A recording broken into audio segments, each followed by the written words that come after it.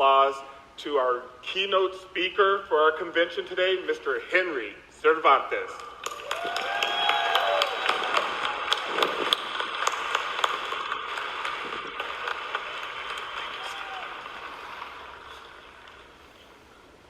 Good morning, El Paso, Texas.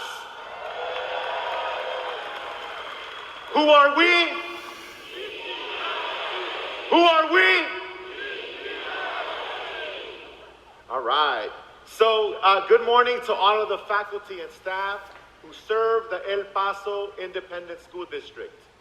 I'm very grateful to have been invited to speak with you today as part of the 2022 Convocation address, which is part of your culminating professional development days, allowing us the precious opportunity to come together and explore the meaning of building a community of educators during these times. I also want to thank the El Paso Independent School District's Board of Trustees, President Velarde, Vice President Call, and Secretary Hanani. I'm honored to share this keynote address with all of you and share with you what I've learned in building community with educators, but also with students of multicultural backgrounds so that we can inspire, that we can empower, so that we can thrive together as a district. Superintendent Saavedra, thank you so much for your message this morning. As a Latino, as a Chicano, it brings me great pride knowing that the District of El Paso's Independent School District is being led by individuals like yourself, who are not only breaking barriers for themselves, but for an entire community.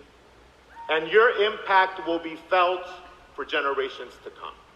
Give it up one more time for our superintendent.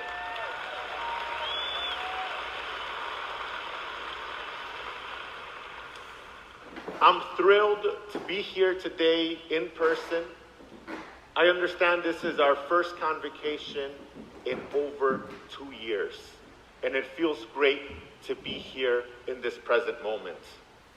Our theme for the El Paso Independent School District Leadership Development Days is "It Starts With You." What a powerful theme that serves as our reminder of what our impact could be in this society. For any change in a community to take place, it starts with you. Any change in a society, it starts with you. And if you want to make an impact in this world, guess what? It starts with you. In fact, the impact in anything that you do in this life to leave a mark in it all starts and ends with you. Again, I'm humbled to be here with the entire El Paso Independent School District as we continue to learn and grow as a professional community. Please know that your leadership and well-being contribute to the leadership and development of our young people.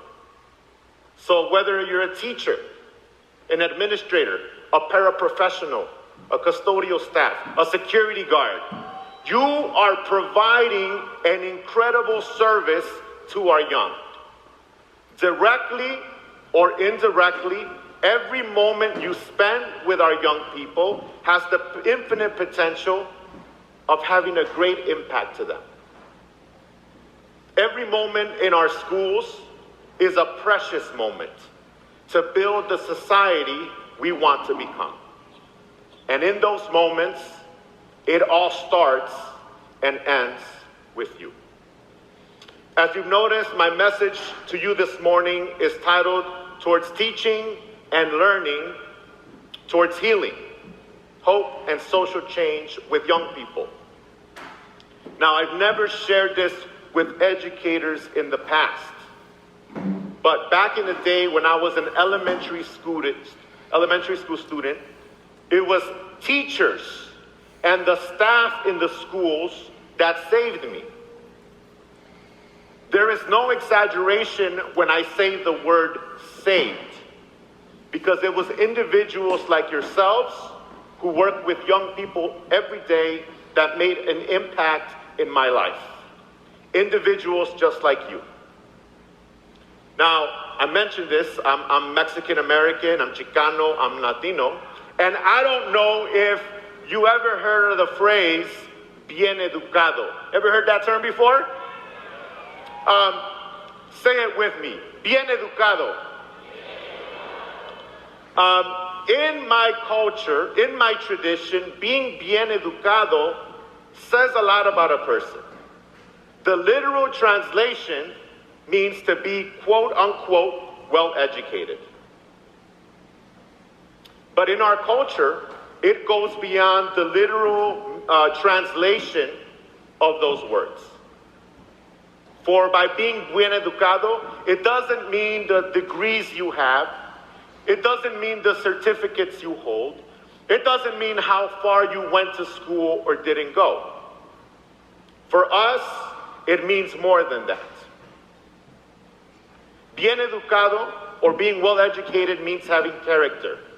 It means to be a caring person. It means to hold values close to your heart and to your mind. It means leadership. And to be blunt, to me it means how, not what, you do.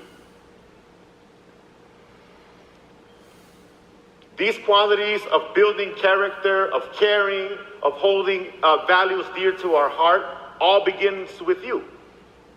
It's the private struggles of our consciousness, the private conversations we have with ourselves as we're serving our young. Being here with you, I know that I am in this stadium with individuals who are bien educados, who serve the needs and wants of your young people, of your students, all across your district. And I want to share with you this morning how I came to love education, and like I mentioned, how educators saved me, and what started my journey in being bien educado. The process of becoming bien educado didn't begin with my mother. It didn't begin with my father, but rather with the teachers and the staff and the mentors I spend most of the waking hours of my development in school. These individuals left their greatest mark on me. School was where I met the only caring adults in my life. To give you an example, back in the day, 20 years ago, taking you back to 2002 when I was in high school, yes, I'm that young, I joined a writing workshop where my instructors were Miss Jenny and Miss Andrea. And let me tell you something. That spring, I learned more about myself than I did my entire 4 years of high school. I began to learn the value of my own word and began to understand my own worth as a teenage boy. I speak to you today as a former student of one of the largest public school systems in the country.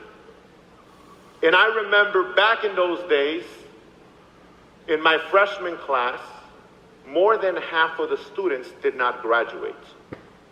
And across the district, the data looked the same. And so for now, in this present moment, as we meet in person, we continue living through very difficult times in our country and in our world. We continue to navigate and struggle amidst this global health pandemic of COVID-19 and its waves and its variants. But there are also other pandemics that continue to affect us, such as racism, social injustice, and the rising crime wave that is sweeping our nation. from the riots to the looting, and not to mention the U.S. violent insurrection that all of us saw unfold before our very eyes, to the continuous mass shootings in this country. It is hard to believe that we have been living through all of this. It has been hard for us, and we know it's been hard for you.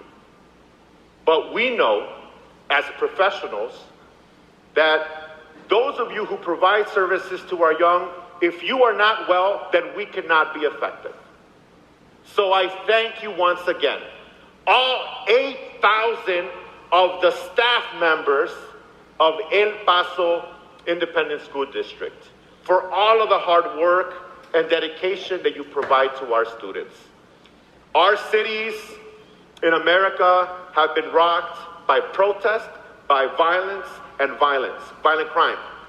And if we reflect and really think about it, all of this, our professionalized amidst all of this, we must discover and learn ways to promote our collective healing and find ways to cope through hope. And you are in a unique position in working with our young. You are literally meeting them where they're at, in their communities, in their schools. And we must continue to infuse our district with supporting and welcoming environments, whether it's before school, during school, or after school. But not only teaching, but modeling the ideals of resilience, of persistence and perseverance, and most importantly, teaching and demonstrating that a better world is not only necessary, but possible. It is literally within our grasp. It is that idea that change is in the constant struggle of becoming who we want to be. And that change begins with us. As I was preparing for this keynote address, I was reminded of one of the central pillars of your work. And the area that caught my attention the most was your notion as a district of building strong supports for all of your 50,000 students. And what really captured my attention was the part of your mission as a district, where it says, quote, to graduate every student prepared for higher learning and to empower them to be knowledgeable and engaged citizens, unquote. Now that's a beautiful mission statement. And oftentimes, to teach a child how to be knowledgeable and how to seek knowledge is the most challenging but the rewarding part of this work. As you know, working with young people, that's easier said than done. They are a challenge because they challenge us. But how many times have we heard in our communities of a young person's dream being shattered? How many times when we scroll through our devices do we hear the constant bad news? The world we live in today is not too different from not so long ago. And so what I wanted to share with you this morning is how I'm often reminded of Dr. King's dream and vision for a better nation. And I want to ask you to reflect. Has our nation really tried to honor his vision? Every year, our nation honors the Reverend Dr. Martin Luther King Jr. with the dream that he had had. And what our nation fails to remember is his radical legacy and his shattered dream speeches. Yes, he not only had dreams, he had shattered ones as well. In Shattered Dreams, Dr. King taught us not just how to dream, but how do we deal with the frustrations that come with life? How do we deal when our dreams are constantly being shattered amidst such chaos? And if you can indulge me with a moment, I'd like to share with you what Dr. King taught us and how people usually deal with these shattered dreams. Number one, Dr. King taught us that people usually become bitter. People's behavior towards the people around them is that Their worldview is full of resentments, and those are often played out in the relationships around them. People become bitter in their minds and in their hearts. They love no one and want no one's love. Yes, even from those closest to them. The second thing that Dr. King taught us is that people show withdrawal. They don't bother to build a community with others. People isolate themselves. They detach themselves. And they pretty much keep to themselves in fear of getting involved in the lives of others. They become so indifferent to those around them. And the third thing is this notion of fatalism, which I think is the most dangerous one. A fatalism where people believe that nothing will ever change. There's nothing you can do to change the present condition. Now, all of you work with young people in one way, shape, or form. Have you ever met a young person that has shown any of these attributes? Have you ever worked with young people that have been bitter? Have you ever worked with young people that may be withdrawn, that don't want to build a community? Have you ever met a young person that thinks that nothing will get better? Raise your hand, El Paso, if you ever work with a young person like that. Take a look around the stadium. We have a lot of work to do. These attitudes will only continue to grow if our present conditions won't change. The wonderful thing is that we can, every day and every moment, but that moment always begins with you. My message to you this morning,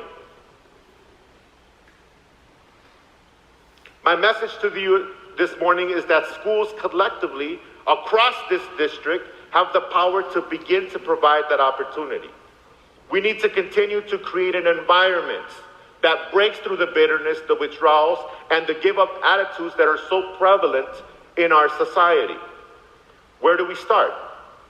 I want to share my personal story, followed by a couple of ideas that I believe we must do as a community, as a district.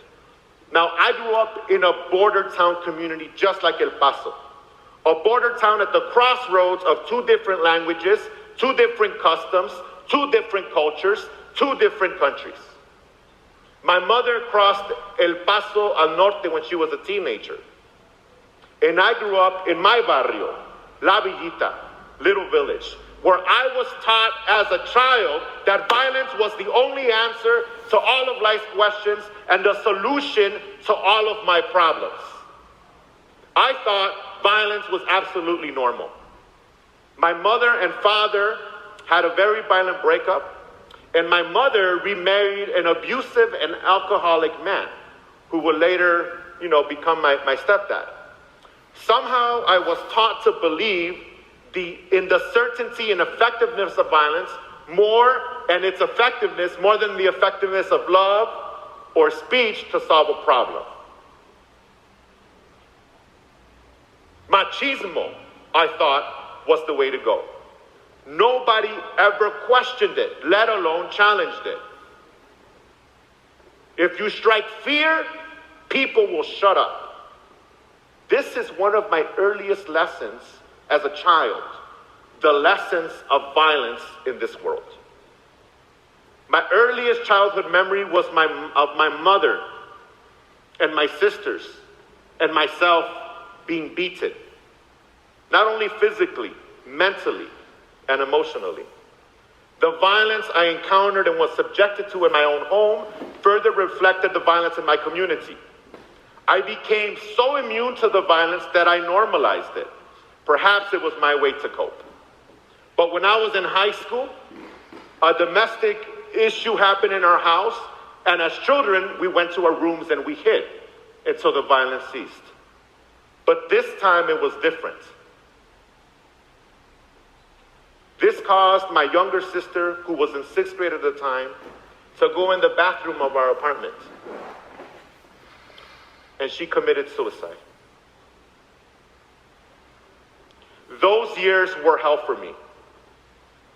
And it was my wake-up call. And so I decided to join anything to fight or to stand up against the violence in our world. School was the only place that I had. I joined any program to keep me away from home. I didn't join programs for stipend money. I didn't join programs because I wanted to learn a skill. I didn't do it because I wanted to meet friends. I did it because it provided me an escape. An escape I didn't know existed. And boy, was I happy to have teachers and caring staff in my schools who gave me that opportunity. Teachers and staff gave me an escape for a couple hours a week that I needed. And it allowed me to express my hurt. And I would like to share a poem I wrote when I was 15. I wrote this when I was 15. And I've kept it all these years. Would you all like to hear a poem? All right. So this is 15-year-old me. Growing up, learning that the white man ain't the enemy, but it's this system controlled by white supremacy. Apologize if I use any profanity. My mother didn't raise me this way. It's just a change that I want to see within each and every struggling family. Darkness still abounds, surrounds my every memory. Can't think, scenes in my eyes begin to bleed, caused by all my pain and agony. And still yet these endless struggles keep arising. Some of the messed up things never is surprising. All this television crap and advertisements are trying to keep me blinded, yet they won't know I'll be striving towards surviving, embracing chaos throughout the common doom of my surroundings. The people often fighting for the right of true equality, the framework of this system can't keep our cultures from mobilizing. These are words that I pray. In this life, everyone will have a role in which they'll play, finding a purpose, finding a faith. Others dazed within a deep sleep from which they'll never awake. The devil's mind's a waste, a scar that will never erase. Trapped without desires which I could escape. And that's why this structure was made, to have real rooted cultures fight amongst their own race. So I'll set it ablaze, cause another movement to create social change. Everyone's always looking for that brighter day. But anyway, darkness still abounds, surrounds that everlasting flame. The torch held high within back skies forever freedom. Bunch of lies, bad news televised, hard-working bad conditions for those new to arrive, as if they were bound to terrorize. This lie is testified, the truth they're trying to hide, right? How a system is devised to keep us deaf, dumb, and blind. Thank you.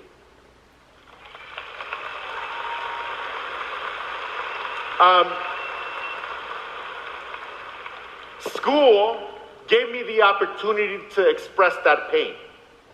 It opened an exit door I didn't know existed. And I was able to express my hurts and become a part of a community that could turn my pain into something wonderful. I learned how to turn my liabilities into assets, my setbacks into breakthroughs, my traumas into hope. Teachers saved me. And they have no idea, my teachers have no idea of the impact they had on me. I remember when I was in 4th grade, my 4th grade teacher knew something was rough with me. I couldn't multiply, I couldn't do anything. I couldn't concentrate. Mr. Hernandez is his name. He doesn't know this.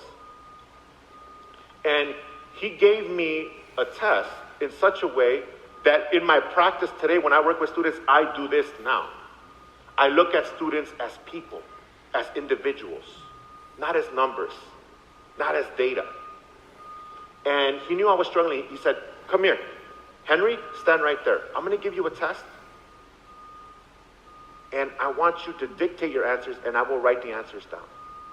And I'm there nervous, you know. My teachers, I got his attention. And he's like, Henry, what's 7 times 1? And I'm standing there with my hands behind my back. 7. What's 7 times 2? 14.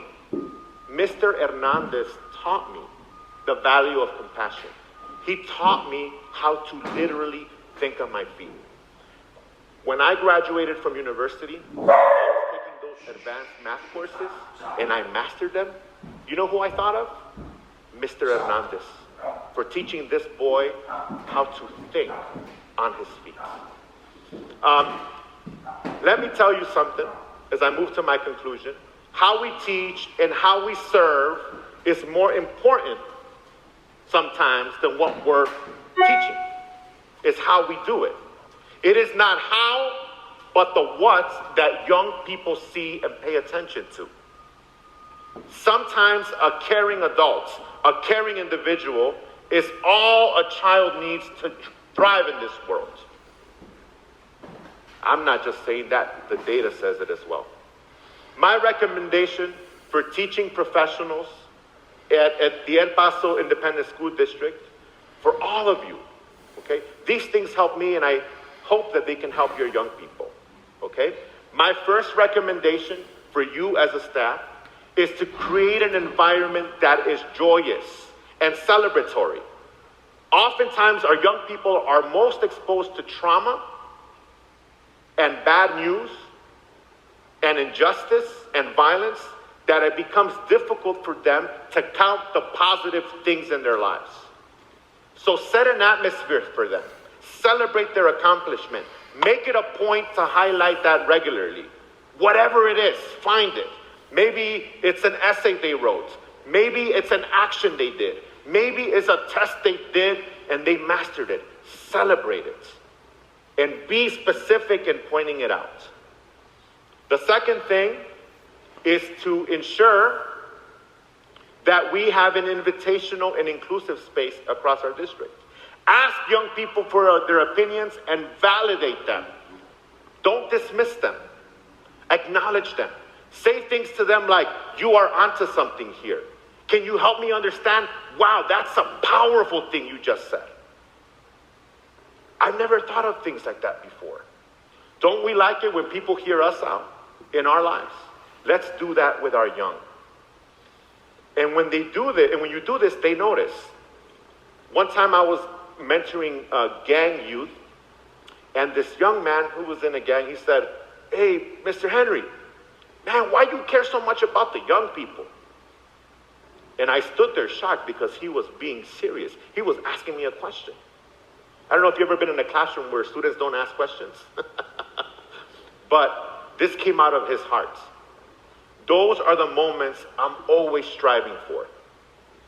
And my third recommendation is to provide a space where their talents can be tools for social change.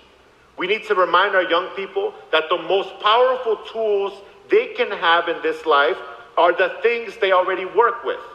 The pencil, right?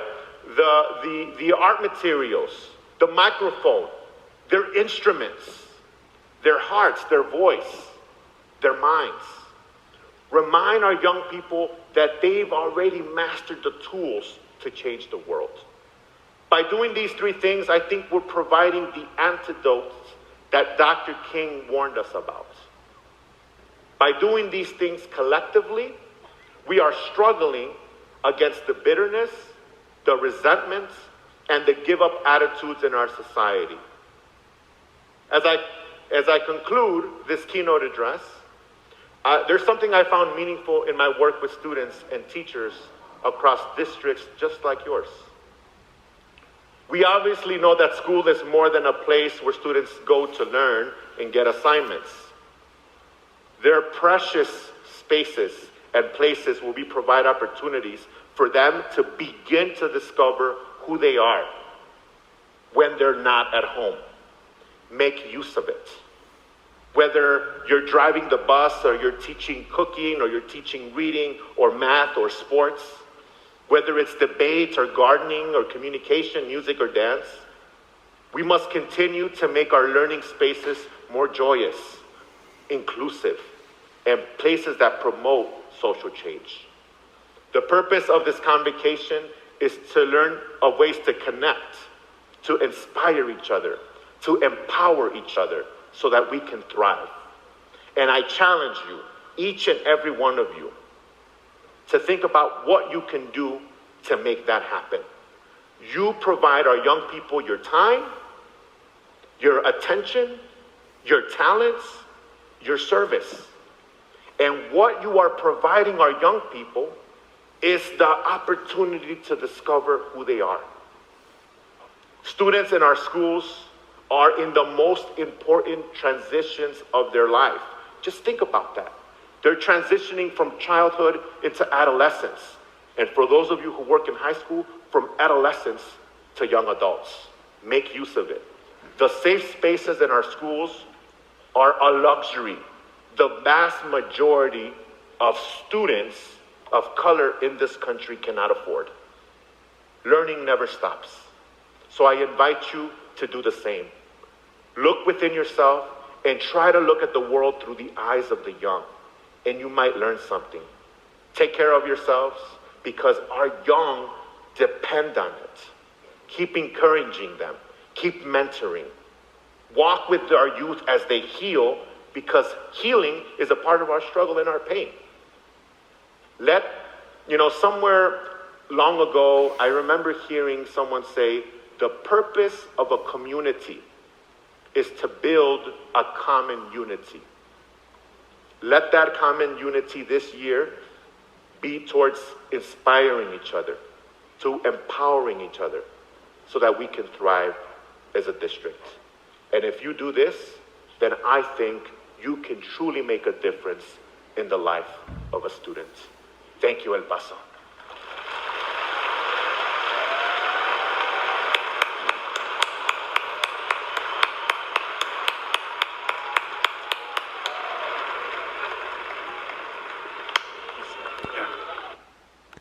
What a powerful message from Mr. Cervantes.